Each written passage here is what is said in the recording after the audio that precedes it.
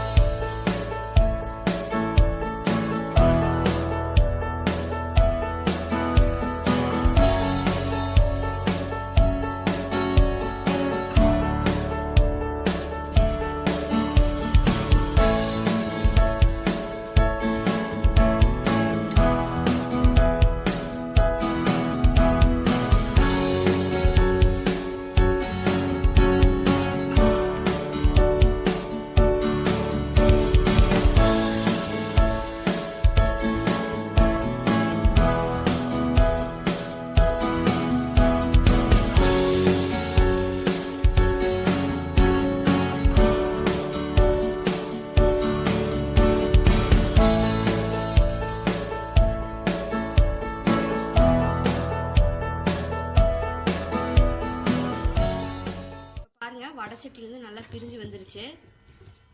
இந்த ஸ்டேஜ்ல ஸ்டாப் பண்ணிட்டு நம்ம பேடா மாதிரி உருண்டை பிடிச்சி வச்சுக்கலாம்.